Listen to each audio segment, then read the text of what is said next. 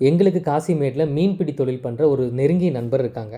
நேற்று நைட்டு திடீர்னு ஃபோன் பண்ணி, காலையில் உங்களுக்கு ஒரு பெரிய ஆச்சரியம் காத்துட்ருக்குன்னு சொன்னார். எனக்கு ரொம்ப ஷாக் ஆகிடுச்சு. சரி என்னடான்னு போய் பார்த்தா, எல்லாருக்கும் செம ஷாக்கு. இங்கே பாருங்கள் எவ்வளோ பெரிய வஞ்சரம்னு.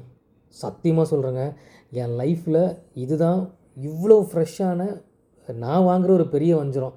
எனக்கு ரொம்ப ரொம்ப ரொம்ப ரொம்ப ஹாப்பி. நிறைய டைம் காசிமேடு போயிருக்கோம், நிறைய மீன் வாங்கியிருக்கோம். பட் இந்த மாதிரி இவ்வளோ ஃப்ரெஷ்ஷான ஒரு வஞ்சரம் நான் வாங்கினதே கிடையாதுங்க. வஞ்சரம் பொறுத்த வரைக்கும் என்ன பெரிய ஸ்பெஷல்னால், விலை கொஞ்சம் கூடுதலாக இருந்தால் கூட வேஸ்டேஜ் அதிகமாக இருக்காது. இப்போ மற்ற மீன்கள் நம்ம கம்பேர் பண்ணும்போது ஒரு 30 to 40% நமக்கு வேஸ்டேஜ் போயிடும், பேலன்ஸ் தான் கிடைக்கும். இப்போ வஞ்சரம் எடுத்துக்கிட்டிங்கன்னா ஒரு 10 கிலோவில் நம்ம ஒரே மீனாக வாங்கினா கூட அதிகபட்சம் ஒரு 1/2 kg இல்லைனா வந்து ஒரு 3/4 kg அந்த மாதிரி தான் நமக்கு வேஸ்டேஜ் ஆகும். மீன் வெட்டுறதுன்றதே உண்மையிலேயே ஒரு பெரிய கலை தாங்க. நான் நிறைய வீடியோஸ் பார்த்துருக்கேன் காசிமேடு சம்மந்தமாக. ஃபிஷ் எப்படி கட் பண்ணுறாங்க, பெரிய பெரிய ஃபிஷ்ஷஸ் எல்லாம் எப்படி வந்து அவங்க ஹேண்டில் பண்ணுறாங்கன்றதெல்லாம்.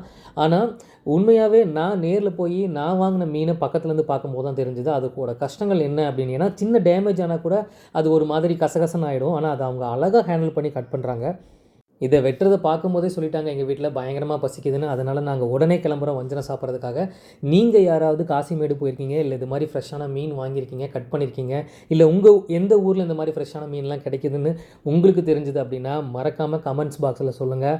ரொம்ப ரொம்ப நன்றி வீடியோ பார்த்ததுக்கு. தேங்க்யூ.